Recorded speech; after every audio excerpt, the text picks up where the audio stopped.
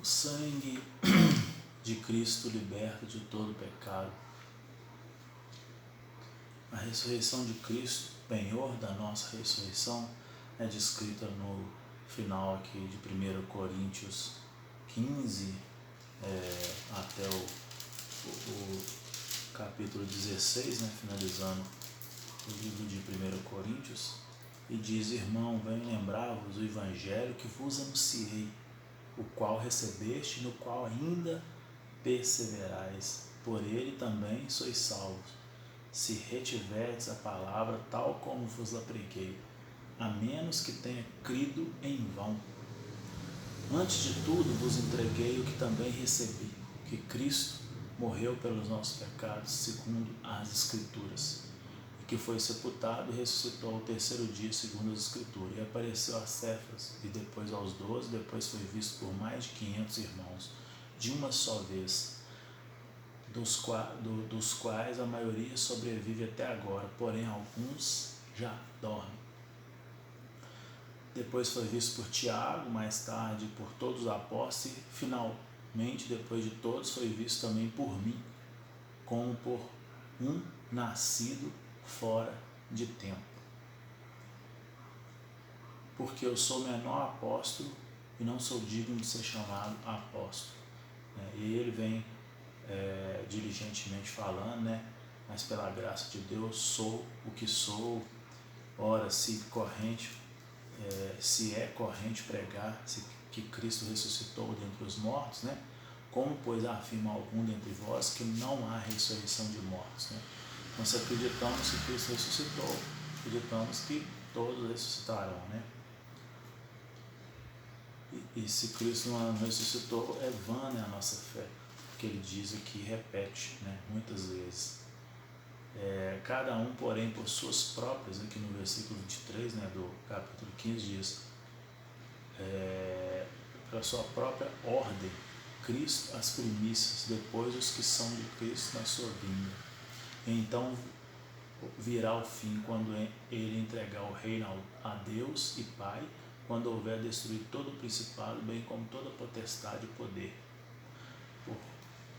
Porque convém que ele reine até que haja posto todos os inimigos debaixo do seu pé. O último inimigo a ser destruído é a morte, porque essa veio, né, só devido ao homem cair, né, desobedecer.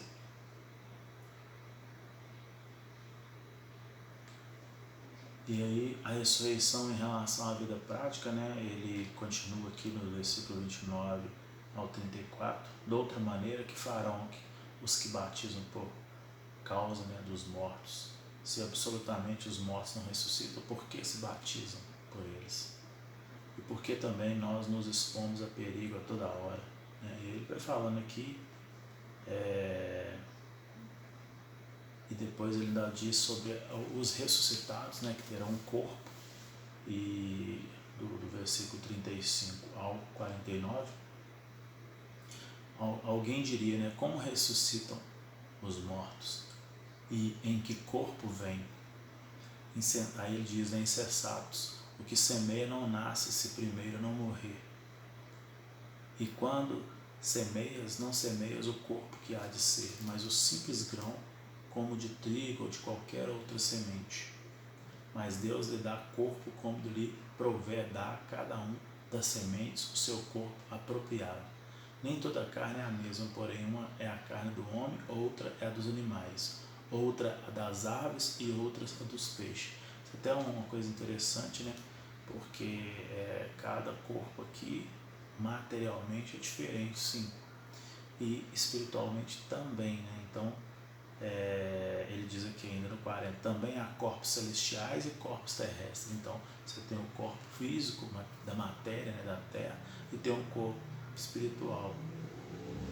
E sem dúvida, uma é a glória dos celestiais e a outra é a dos terrestres. Uma é a glória do sol, a outra é a glória da lua, a outra das estrelas, porque até entre estrelas e estrelas há diferença de esplendor. Parece interessante, né? Então cada um vai ter seu brilho, né? Seu corpo, tanto físico hoje aqui como espiritual.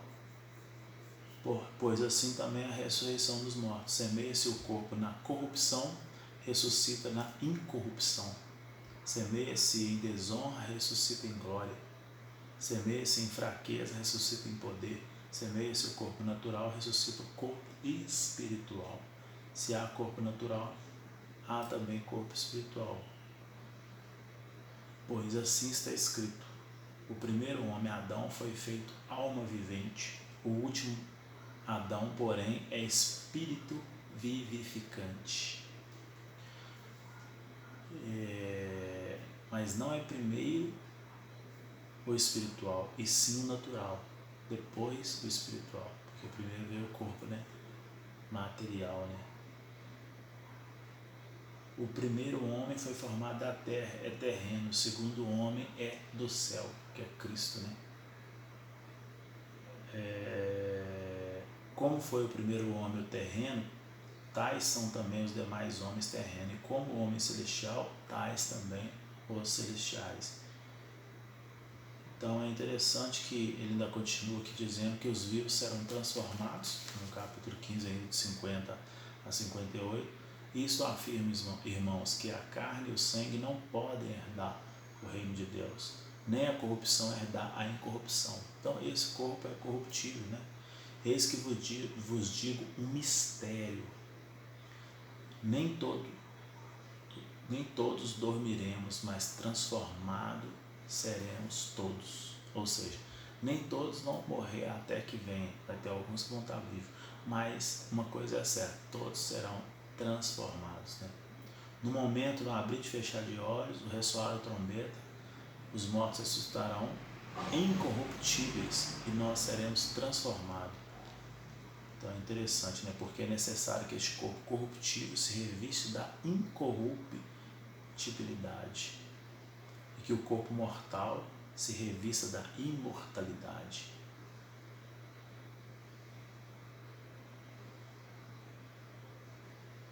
E aí ele diz, né? E quando esse corpo corruptível se revestir de corruptibilidade, o que é mortal se reveste de imortalidade. Então cumprirá a palavra que está escrito: tragada foi a morte pela vitória. Onde está a morte? A tua vitória. Onde está, ó morte, o teu aguilhão? O aguilhão da morte é o pecado, e a força do pecado é a lei. Porque se não há lei, não há pecado. Graças a Deus que nos dá a vitória por intermédio de nosso Senhor Jesus Cristo. E acerca de coleta para a necessidade da Judéia, ele vem descrevendo aqui no capítulo 16, né? Já é uma coisa muito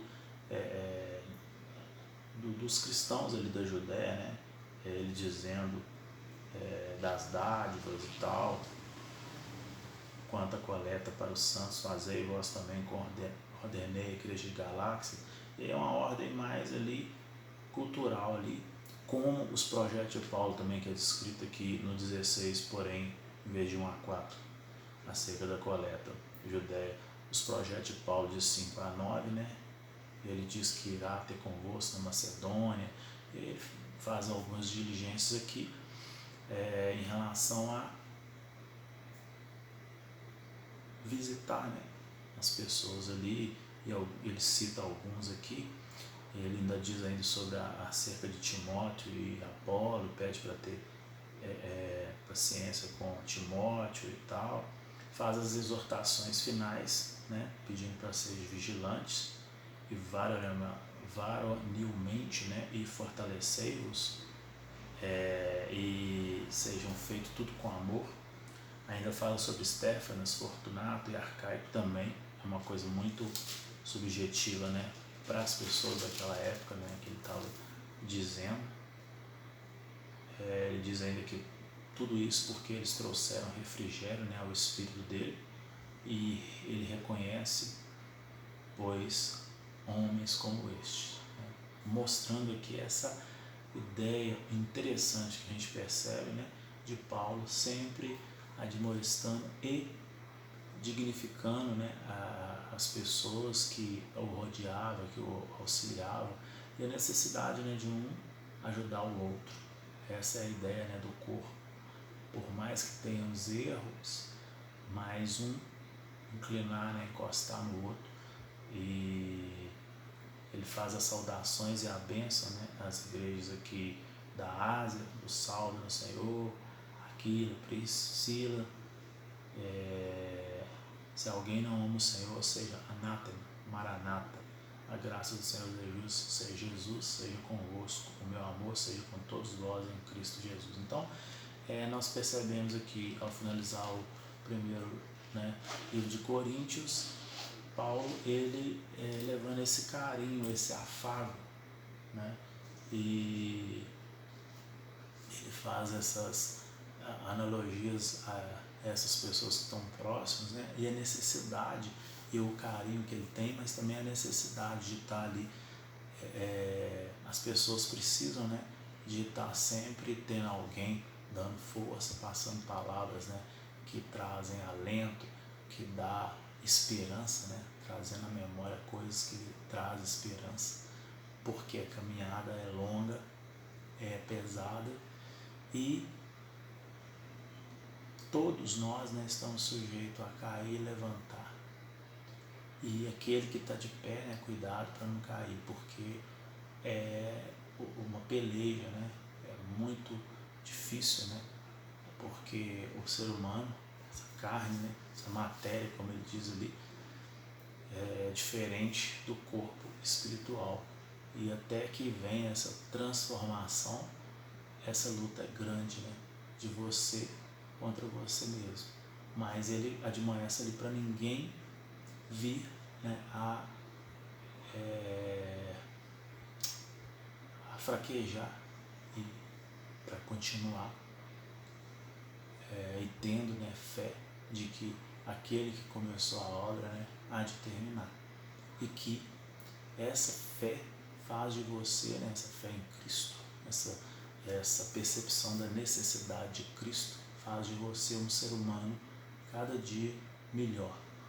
Nunca vai chegar à perfeição, mas essa busca que faz, né, sempre aceitando a Cristo no seu dia a dia, não naquele momento ali que você vai à frente da igreja, mas no seu dia a dia, né, naqueles momentos de dificuldade que alguém testa sua fé, sua paciência, né, e aí você coloca em questão, né, o que ele diz lá em Romanos, né, os frutos do Espírito, que é a longanimidade, mansidão, domínio próprio, o amor, né, porque você conhece a árvore pelos frutos.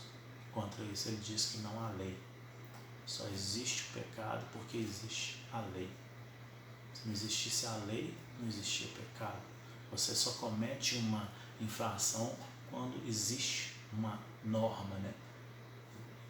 Então e nada contra a lei, mas ela que te traz a referência, né? Te traz o juízo, e Deus, ele virá, né, para no final para restabelecer a verdade, a justiça e o juízo.